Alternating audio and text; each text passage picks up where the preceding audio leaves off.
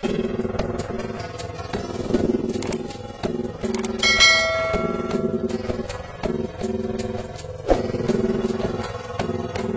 billahi minasy syaithanir rajim. Bismillahirrahmanirrahim. Assalamualaikum warahmatullahi wabarakatuh.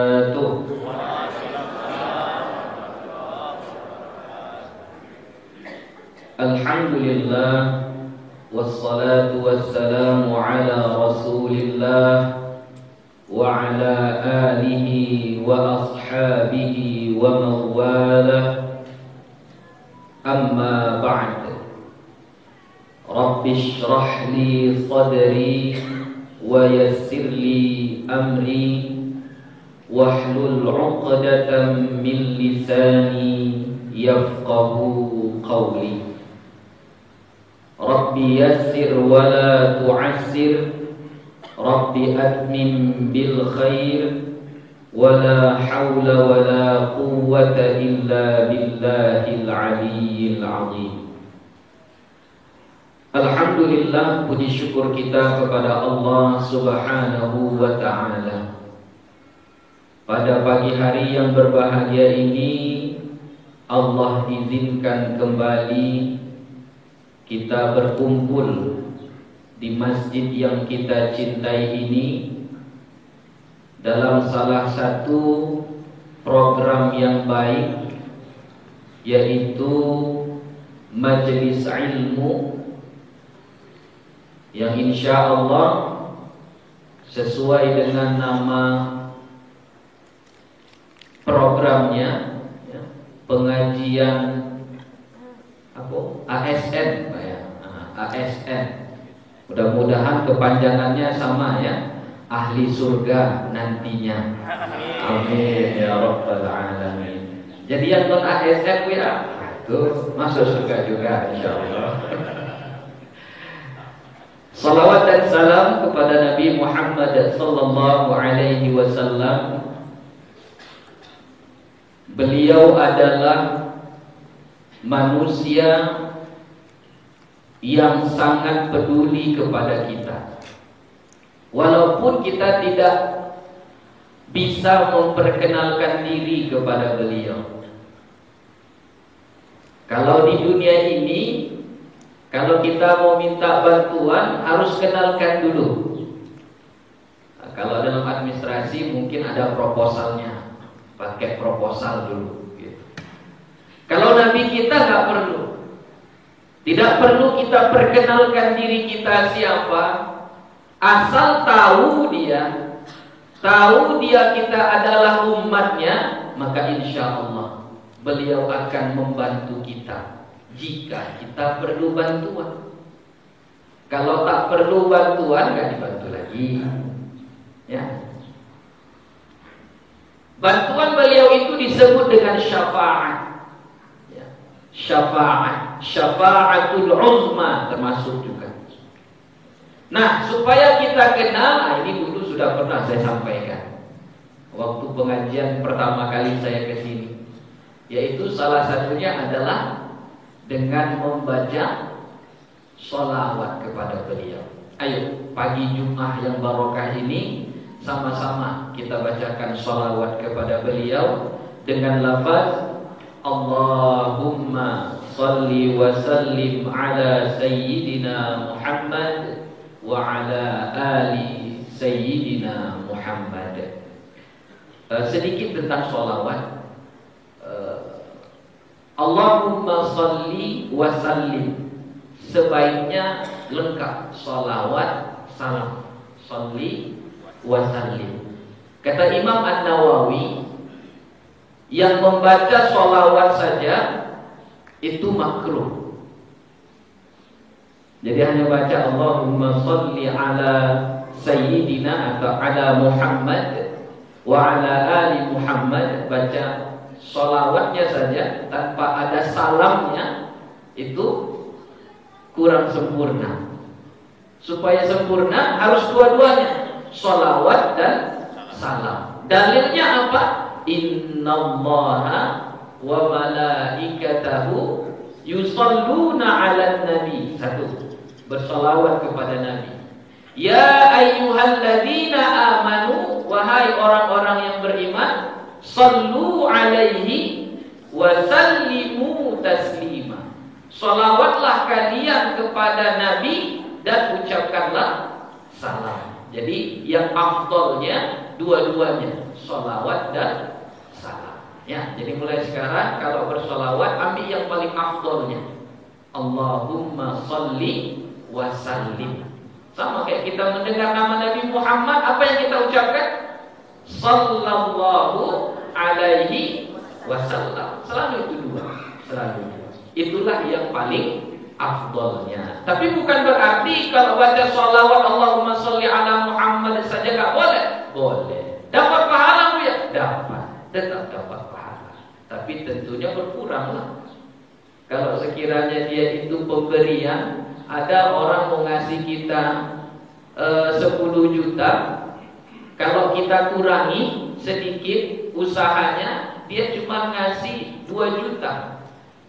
Bapak pilih mana? Pengen dikasih 2 juta atau 10 juta? 10 juta. Itu kalau cash, kalau duit kan gitu. Sama pahala kayak gitu juga. Kalau mau dapat sempurna, ambil dua-duanya, sholawat dan salam. Yang kami hormati Bapak Bupati Pasaman, ya, Masya Allah, hari ini beliau datang di pengajian kita dan efeknya langsung nyata. Rame Pak, rame, nyata efeknya. Itulah kalau pemimpin itu beriman dan bertakwa, langsung ngasih contoh, ngasih teladan, yang di bawahnya ngikut semuanya. Ya Masya Allah. Tapi saya yakin Bapak Ibu yang hadir di sini bukan karena Bapak Bupati datang. Ya Bu ya? Ya kan Pak? Ikhlas karena Allah Ta'ala. Kenapa saya begitu mengatakan? Karena Ria itu adalah perbuatan hati. Saya ulangi lagi. Ria itu adalah perbuatan hati, bukan perbuatan jawari, bukan perbuatan tangan, mulut, tidak. Ria itu adalah perbuatan hati. Jadi gak ada yang tahu kita ini ikhlas atau ria, gak ada yang tahu. Jadi jangan kita menghukumi seseorang yang dia beramal seolah-olah nampaknya ria, lalu kita bilang dia ria. Jangan. Merusak itu. Dia dapat pahala, kita dapat dosa. Belum tentu dia ria. Belum tentu. Ria itu perbuatan hati. Saya kasih contoh. Bersedekah. Bersedekah. Kalau bersedekah disebut namanya dengan disebut nama hamba Allah, mana yang ria, mana yang ikhlas? Bersedekah ini ada 5 orang, dibaca sama pengurus masjid. Bapak Muhammad infaknya hari ini 500.000. Bapak Nasir infaknya hari ini 100.000. Lalu ada jamaah yang bilang itu ria itu. Sedekah itu nggak perlu disebut namanya. Harusnya bilangnya hamba Allah. Selanjutnya infak dari hamba Allah 500.000. Itu saya itu. Yang mana yang ria Pak? Yang mana yang ria Bu? Tadi Muhammad disebut namanya, Nasir disebut namanya, hamba Allah gak disebut namanya. Tapi sama orang di sampingnya dibilangnya, hamba Allah itu saya. Yang mana yang ria? Jadi ria itu bukan perbuatan zahir, tidak. Ria itu perbuatan hati. Jangan kita menghukum yang batin dengan sesuatu yang zahir, nggak boleh. Nanti ini ada misalnya Pak Ketua MUI bawa jamaah haji dan umroh, lalu jamaahnya foto di depan Ka'bah, trek, diupload di media sosial. Lalu komenlah kawan-kawan, ria ini, nggak boleh ria. Ria itu atau enggak? Foto di depan Ka'bah ria atau tidak? Nah, belum tentu. Niatnya apa dulu? Kalau niat dia foto di Ka'bah lalu diupload di media sosial itu memang untuk dipuji-puji, ya iyalah namanya. Kalau sekedar untuk mengambil kenangan, ya Allah, sudah 50 tahun umur saya, baru sekali ini saya bisa melihat Ka'bah, sholat langsung berhadapan menghadap ke Ka'bah. Dia punya kenang-kenangan di fotonya. Namanya memori HP, takut hilang, takut penuh, dimasukkan yang ke media sosial. Ya. Jangan langsung dibilang ria, belum tentu. Dan saya melihat dari wajah-wajah bapak-bapak dan ibu-ibu yang di sini ramai semangat hadir hari ini, bukan karena Bapak Bupati, ya. Tapi karena apa? Memang panggilan hati mau datang mengikuti, mengaji, belajar ilmu. Ya, mudah-mudahan kita semua yang ada di sini Allah masukkan ke dalam surga. Amin. Kurang semangat. Nampak, kita semangat masuk surga. Wah, sebahagian amin. Ulangi lagi. Semoga kita semua yang ada di sini Allah masukkan ke dalam surga. Amin. Doa itu gak mesti bahasa Arab, kan bahasa Arab baru dibilang amin. Ya, bahasa Indonesia pun doa juga itu. Kalau bagus ya sudah aminkan saja. Aminkan saja. Bapak ibu-ibu yang dirahmati oleh Allah, waktu kita tak lama, ya, 16 menit lagi. Jadi insya Allah hari ini kita akan mengambil satu firman Allah di dalam Al-Quran, surah Fatir ayat 29. Allah Subhanahu wa ta'ala berfirman, Innal ladhina yatluna kitab Allah wa aqamus salah wa anfaqu mimma razaqnahum sirra wa alaniyah yarjuna tijaratan lan tabur. Ya, ini panjang, tapi yang kita ambil satu saja, yang awalnya saja dulu. Kalau waktunya cukup kita ambil yang kedua dan yang ketiga. Jadi ayat ini menceritakan tentang orang yang tijarah, orang yang sedang berniaga, berusaha. Yang namanya berniaga ada potensi untung, ada potensi rugi. Itu namanya berniaga. Berjualan dia ada potensi untung, ada potensi rugi. Sama juga kita yang beribadah ini ada juga potensinya, potensi untung, potensi rugi. Jadi Allah menyebutkan di dalam ayat ini ada 3 ibadah yang insya Allah potensi ruginya itu enggak ada. Lan tabur, kalau kita kaji dari segi bahasa, lan itu harfun nafyin wa nasbin wa istiqbalin. Huruf yang menafikan masa akan datang, berarti selama-lamanya tidak akan. Lan tabur, tidak akan merugi selama-lamanya. Jadi kalau kita buat yang 3 ini, kita tidak akan pernah rugi. Apa itu yang 3? Pertama, innal ladzina yatluna kitab Allah. Merekalah orang-orang yang membaca kitab Allah. Tapi membacanya di situ Bapak Ibu, kalau kita lihat sedikit, ya, itu menggunakan kata yatluna, enggak yaqra'una. Sama-sama membaca. Yaqra'una, qara'a yaqra'u, iqra' qira'ah, itu membaca juga. Tala yatlu tilawah, utlu membaca juga. Apa bedanya Buya antara qiraah dengan tilawah? Kalau kita musabaqah qiraatil Quran atau tilawatil Quran? Tilawatil Quran. Apa bedanya? Kenapa enggak musabaqah qiraatil Quran? Apa beda antara qiraah dengan tilawah? Dari segi bahasa, qiraah itu membaca. Walaupun yang dibaca satu huruf itu qiraah namanya. Contoh, Nun, berhenti ya. Dia buka Al-Quran, dia hanya baca Nun saja. Itu sudah qiraah. Tapi itu tidak tilawah. Yang disebut dengan tilawah adalah sekurang-kurangnya dia baca dua kata, fasa'idan, kalimataini fasa'idan.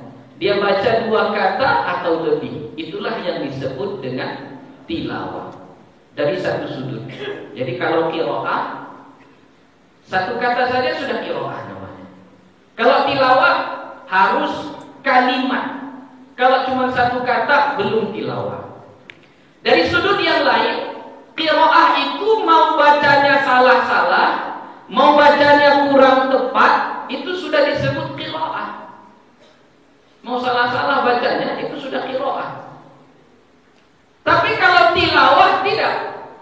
Tilawah bacaannya sudah baik dan benar, sesuai dengan tajwidnya, makharijul hurufnya, sifatul hurufnya. Itulah yang disebut dengan tilawah. Tapi ingat, kalau qiraah dengan tilawah ini dapat pahalanya sama Bu ya. Yang salah-salah baca dengan yang bagus bacaannya, persamaannya tetap dapat pahala. Ya.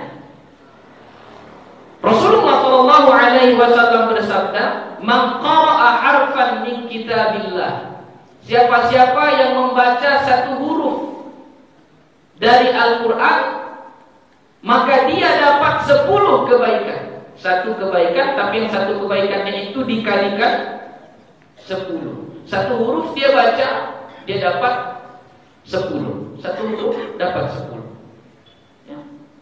Mau dia itu qiraah, mau dia itu tilawah, sama-sama dapat. Sama-sama dapat.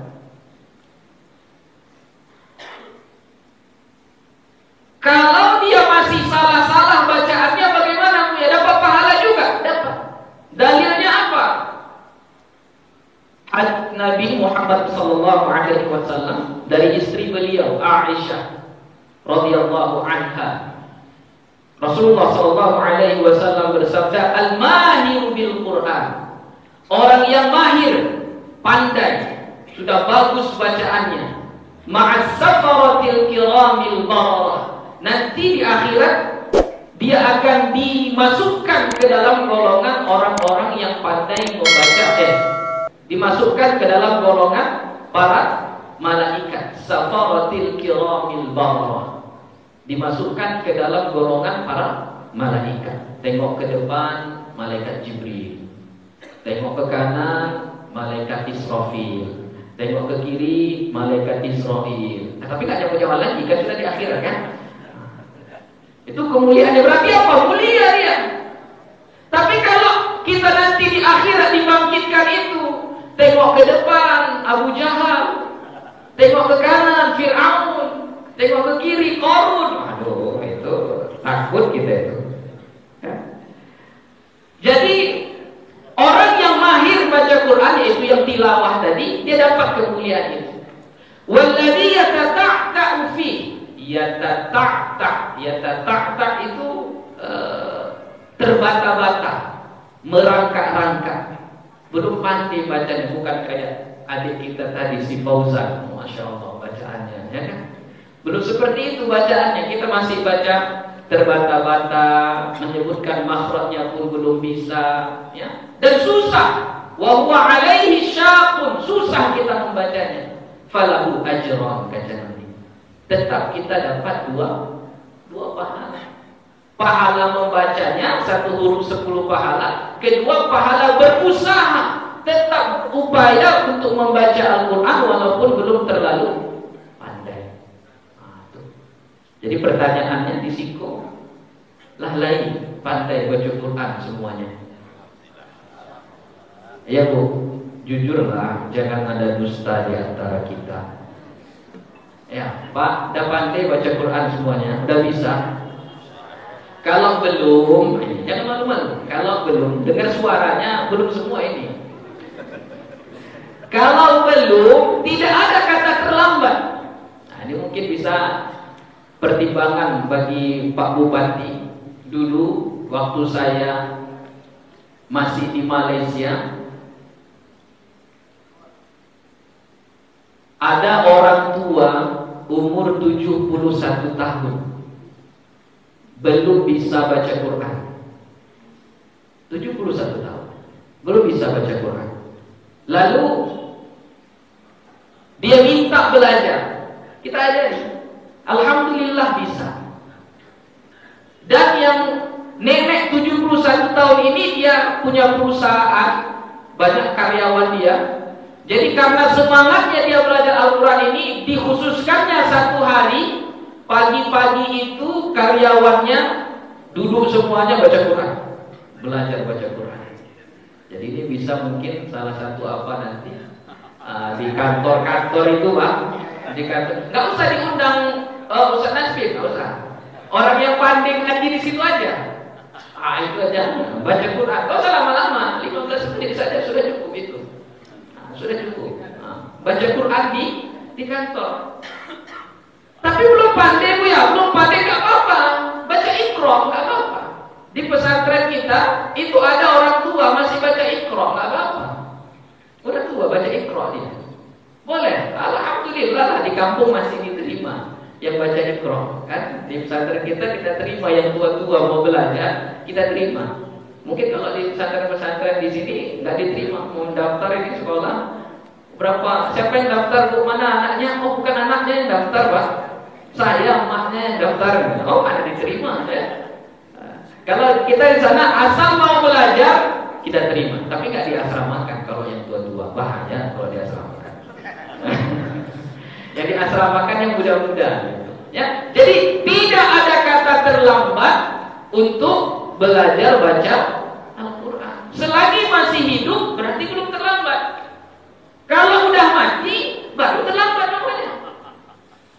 Kalau masih hidup walaupun sudah 60 tahun, 71 tahun, itu tidak terlambat. Itu tidak terlambat. Jadi makanya Bapak Ibu yang dirahmati oleh Allah Subhanahu wa taala, ayo belajar kita. Ya. Jadi makna tilawah dengan qiraah tadi itu dari segi kualitas bacaan. Yang ketiga, versinya perbedaan antara tilawah dengan qiraah dari segi pemahaman. Yang disebut dengan tilawah adalah orang yang faham. Faham dia apa yang dia baca. Jadi makanya yang pertama kali wahyu diturunkan bukan utlu ma uhiya. Bukan bacalah apa yang diwahyukan kepadamu dengan kata utlu, tala tadi. Tapi apa? Ayat yang pertama, Iqra. Berarti apa? Baca zahirnya saja, Iqra. Makanya kata Nabi ketika malaikat Jibril bilang Iqra, apa jawaban Nabi? Ma ana biqari. Aku ndo pandai membaca. Ndo pandai ku membaca. Nah, itu menunjukkan bahwasannya qiraah itu sekedar baca. Jadi kalau kita mau dapat pahala yang sempurna, tilawah, yaitu baca dan pahami. Bagaimana caranya supaya bisa paham kita apa yang dibaca? Tentu dengan mengaji. Alhamdulillah tadi sudah disebutkan oleh Bapak Bupati, setiap minggu dibuat seperti ini. Nah, ini usaha kita memahami Al-Quran itu. Usaha kita untuk memahami Al-Quran. Jadi mudah-mudahan dengan kita memahami Al-Quran, insya Allah kita pun bisa selamat dunia akhirat. Walaupun kita suaranya nggak bisa sebagus Fauzan tadi, ya. Ini Fauzan ini keturunan Abu Musa al-Ash'ari. Ada sahabat Nabi namanya Abu Musa al-Ash'ari, Pak Bupati, ya. Abu Musa al-Ash'ari. Kata Nabi, ya Abu Musa, wahai Abu Musa al-Ash'ari, laqad utita mizmaran min mazamiri ali Daud. Sesungguhnya telah diberikan kepadamu mizmar. Mizmar itu ya seruling, sesuatu yang lembut, enak suaranya didengar. Yang itu dari keturunan Ali Daud, dari keturunan keluarga Nabi Daud. Jadi Nabi Daud itu suaranya bagus. Itu Nabi yang dulu. Di zaman Nabi ada juga. Siapa yang paling bagus suaranya? Itu adalah Abu Musa Al-Asy'ari. Sampai di kampung Abu Musa Al-Asy'ari itu, kalau ibu bapak datang ke kampungnya itu, ini di zaman Nabi ceritanya ya. Kata sahabat, kalau kami datang ke satu kampung di malam hari, maka kami bisa membedakan mana kaumnya Abu Musa Al-Asy'ari dengan tidak. Dari mana membedakannya? Terdengar bacaan Quran dari rumah itu, mana suaranya yang cantik, itu keluarga Abu Musa Al-Asy'ari. Hadis sahih riwayat Bukhari dan Muslim. Jadi makanya Bapak Ibu yang dirahmati Allah, mungkin kita tidak bisa diberikan suara yang bagus, karena itu anugerah dari Allah. Tapi kita bisa membaca Al-Quran dengan bagus. Belum bisa memahaminya, mulai dari membacanya. Iqra, abata, batata, gak apa-apa, jangan malu. Lebih malu kita nanti di alam kubur, di akhirat ditanya, umurmu berapa? 73 tahun. Bisa baca Quran? Enggak bisa. Ngapain aja 73 tahun di dunia? Malu kita, malu. Kalau di dunia, berapa umurnya Bu? 60 tahun. Baru ini baca Quran? Iya, Ustaz, baru ini terbuka hidayah. Selesai. Bahkan bangga kita. Orang bangga, bapak ini, ibu ini 60 tahun. Terbuka pintu hatinya. Semangat dia baca Quran. Belajar lagi dia. Jadi satu motivasi bagi kita. Ya, jadi hari ini judulnya itu saja, yaitu membaca Al-Quran. Tinggal 1 menit lagi.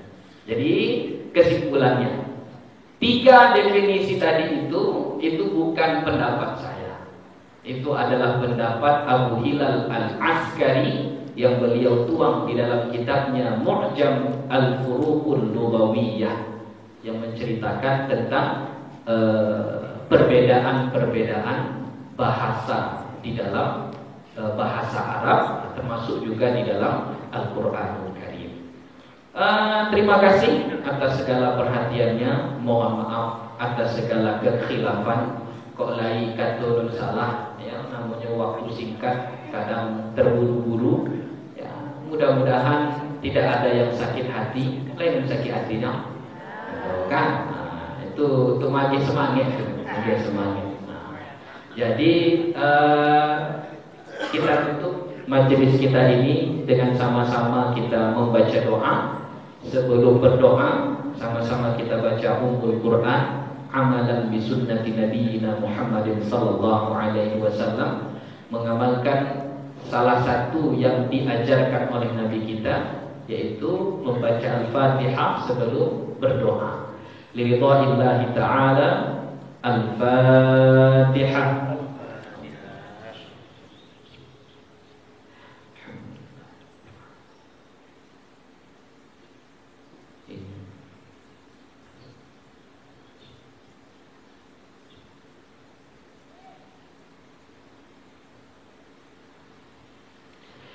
Bismillahirrahmanirrahim. Alhamdulillahi Rabbil alamin.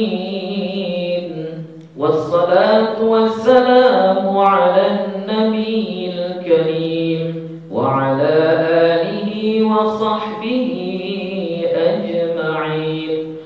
Rabbana zalamna anfusana wa in lam taghfir lana wa tarhamna lanakunanna minal khasirin.